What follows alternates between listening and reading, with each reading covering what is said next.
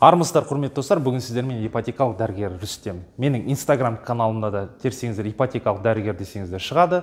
YouTube каналымнан да ипотекалық дәрігер десеңіздер, YouTube каналым парақшасында шығады. Достарыңызбен бөлісіңіздер, мен каналдарыма подписка жасаңыздар, өйткені бұл жерде ең негізгі актуалды сұрақтарға жауаптар болады. Бүгінгі тақырып Алматы жастары. Алматы жастары 4. Яғни Алматы жастары, өздеріңіз білесіздер достар, 4 жыл қатарынан іске асып келе жатқан бағдарлама. Белгілі бір өзінің нишасын дейді, тауып алды десек те болады. Яғни бағдарлама бір жаңадан шығып атқан жоқ. Кәдімгі қолданыстағы бағдарлама, кішігірім өзгерістер бар. Соны сіздерге бүгін толыққанды айтатын боламын және салыстырмалы түрде расчет жасайтын боламын. Алматы жастары бойынша ай сайын төлем қанша, 7.25 бойынша бағдарламамен соны салыстыратын боламыз. Сонымен достар, тақтаға назар аударыңыздар. Алматы жастары, биылғы Алматы жастары 10 наурыз бен 31 наурыз аралығында арнайы 3W Алматы жастары.kz сайтында іске асатын болады. Яғни Алматы жастарына қатысу үшін сіздерде міндетті түрде ЭЦБ кілттеріңіз болуы керек. Енді талаптарына кішігірім тоқтала кетейік достар. Максималды сума қарызы 18 миллион. Яғни банктың сізге беретін ақшасы. Егер сіз алам деген үй 20 миллион, 25 миллион болса, ар жағындағы жетпей тұрған ақшасын өзіңіздің қалтаңыздан төлесеңіз де болады. Банктың үстеме жаңа қосатын пайызы 5%, алғашқы жарына 10%, яғни үй құнының 10%. Үйіңіз 10 миллион болса 1 миллион, 18 миллион болса 1 миллион 800 деген сияқты, 15 миллион болса 1 миллион 500 деген сияқты алғашқы жарына. Максималды қарыз мерзімі 25 жылға дейін қарызды займды рәсімдей аласыз. 5 жыл атыңызда үй болмау керек. Яғни сіздер ерлі зайыпты болсаңыздар, не күйеуіңіздің атында, не әйелінің атында үй болмау керек соңғы 5 жыл.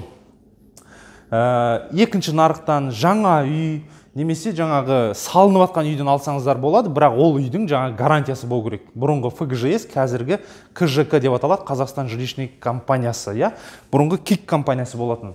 Яғни жеке жер үйден алсаңыздар да болады.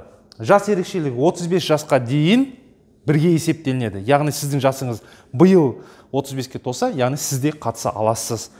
Прописка керек емес. Ең бастысы Алматы қаласында егер сіз жалдамалы жұмыскер болсаң, соңғы 6 ай өтілімі болу керек. Және мына работники сферы культуры дейді, мәдениет саласында, спорт саласында жұмыс істейтіндерге, егер олар жеке кәсіпкер ретінде тіркеліп жұмыс істесе, олардың соңғы 1 жылдық жаңа табыс көзіне қарайтын боламыз. Міне достар, негізгі шарттары осылай.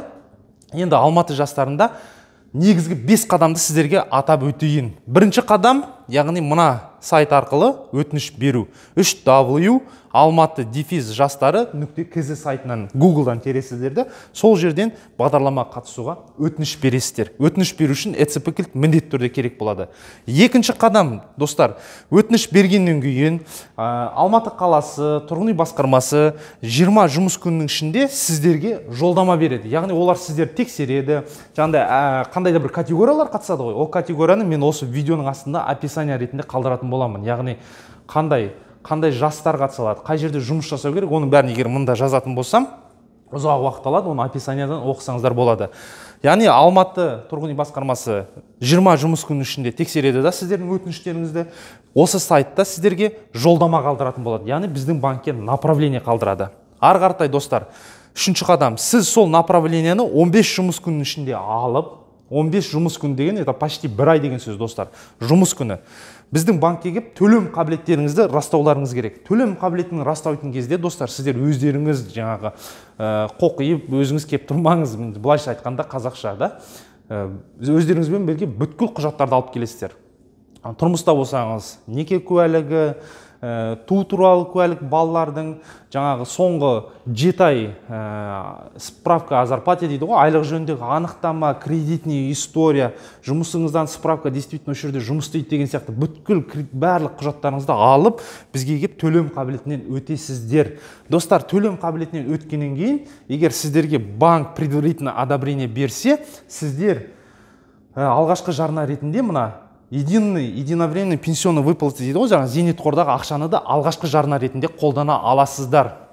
Егер сіз жеке кәсіпкер болсаңыз, соңғы жаңағы 12 айдың декларациясын алып келесіз, яғни форма 910, форма 911 деп аталады. Соны алып келесіздер. Налоговый комитеттен жаңағы жеке кәсіпкердің ешқандай қарызы жоқ деген справка, сол бүткіл құжаттармен келіп төлем қабілетін растайсыздар достар. ары қарата егер сіз жалдамалы жұмыскер болсаңыз соңғы 7 айдікін ала салыңыздар, ол сіздерге артық етпейді. Ал егер сіз жаңағы мұғалім сондай болсаңыздар, мысалы да жоғары оқу орнының қызметкері болсаңыздар, егер сіз отпускке кеткен болсаңыз, онда 13 айдың жаңағы соңғы 13 айдың справка зарплатасын алып келесіздер. Келесі қадам, төртінші қадам достар, 45 күннің ішінде, яғни 45 күн түзбе, 45 күннің ішінде сіздер үй табуларыңыз керек. Алматы қаласынан, Алматы маңайынан үй тауып, сол үйді оценка жасатып, банкке келіп, ипотекаға заявка беріп, одобрение алып үлгерулеріңіз керек.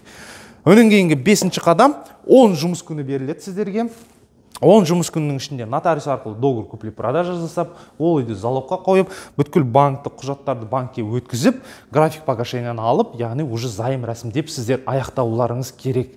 Енді мынандай сұрақтар туып жатады достар. Мен жаңағы направлениені алдым, белгілі бір себептермен жаңағы командировкаға кетіп қалдым, бір жаққа кетіп, енді әрқалай себеп болуы мүмкін. 15 жұмыс күнінің ішінде төлем қабілетін растай алмай қалдым.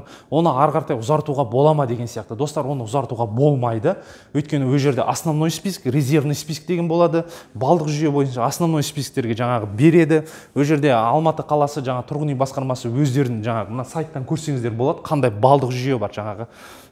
Семейный адамдарға бір қандай да бір бал беруі мүмкін, бала болса қандай да бір бал беруі мүмкін, неке мерзіміне байланысты бал, жұмыс өтіліне байланысты сондай бір балдық жүйемен осылай өтесіздер. Егер сіз 15 күннің ішінде төлем қабілетін растап үлгере алмасаңыз, онда сізге бітті. Өкінішке орай, оны ұзарта алмайсыз. Келесі резервный спискте тұрған адамға направление береді, сол кісі келеді де бізден төлем қабілетінен өтеді. Міне көрдіңіздер достар да. Егер тағы да мынандай сұрақтар болып жатады, ерлі-зайыптар, екеуміз де осы категорияға сәйкес келіп тұрмыз, екеуміз де қатыса аламыз ба деп. Жоқ достар, екі адамның біреуі ғана қатыса алады. Көрдіңіздер да. 45 жұмыс күн, 45 жай ғана жұмыс күні емес, 45 күннің ішінде үй табуларыңыз керек. Үй банктың талаптарына сай болу керек. Бірден айта кетейін, менен сіздерге кеңес болсын. Егер жеке пәтер болса, ол 50 жылдан, жасы 50 жылдан артық болмау керек. Қандай да бір банкте, залогта тұрмау керек.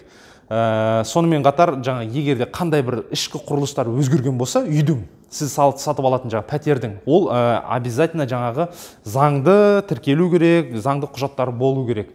Сонымен жер үйге келетін болсақ, жер үйдің жылы жасы жаңағы 25 жылдан артық болмау керек достар. Осыны назарға ұстаңыздар. Сіздер жер үйді алатын кезде ол жаңағы территория, мысалы аудан, бір ауыл болуы мүмкін да, Алматы қаласындағы. Сол банктың зона кредитования дегені болады, жаңағы сол банктың несіне сәйкес келуі керек. Оны 300 нөміріне хабарласып біле алсаңыздар болады. Енді достар, ары қаратай сіздерге қазір мен расчет көрсететін боламын, салыстырмалы түрде. Енді барлығын толғандыратын сұрақ сол ғой. Мына тақтаны так дұрыс тұрды деп ойлаймын. Енді қараңыздар, расчет. Негізі достар, сразу сіздерге ескерте кетейін, банктың негізгі жүйесі 50-де 50. Сіздер мына займ рәсімдегенде алдын ала займ дейді. Оны предварительный займ дейді. Сол займмен сіздер займ рәсімдейсіз. Неге? Өйткені өз жерде алғашқы жарына 10%. Енді қараңыздар. Алам деген пәтеріңіздің бағасы 18 миллион. Қарыз мерзімі 19 жыл деп алайық. Примерно да. 5%-бен аласыздар, 10% алғашқы жарына салдыңыздар.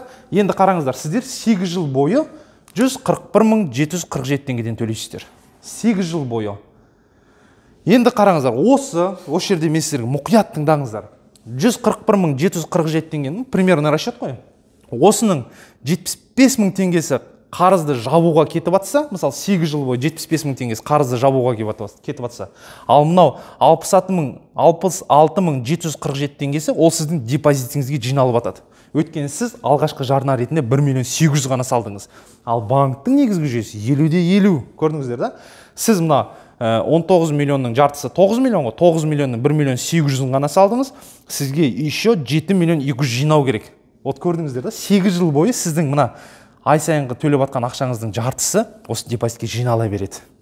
8 жылдан кейін сізде уже 9 миллионнан артық ақша жиналады. Ол жерде жаңағы банктың беретін 2% вознаграждениесі бар, мемлекеттен түсетін госпремиясы бар. Өнен кейінгі мынау 5%, 3-8%-ға төмендейді. Өнен кейін 11 жыл бойы сіз 83.528 теңгеден төлейсіздер. Көрдіңіздер достар да?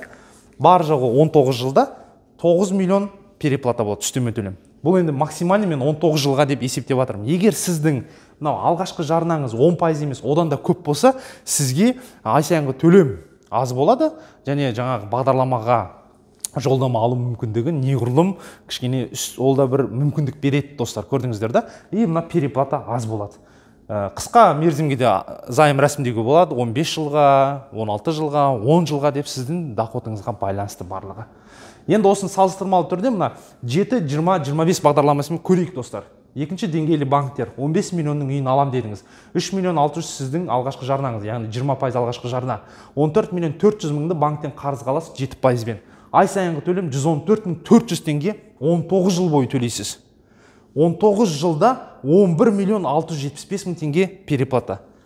Мынау жақсы ма, жоқ, мынау жақсы ма, таңдау өздеріңізде достар. Әрине отбасы банкінің бір тиімдісі басында үлкен пайызбен алғандықтан ол кейін пайыз азаяды. Міне достар, көрдіңіздер, бүгінгі тақырып осы.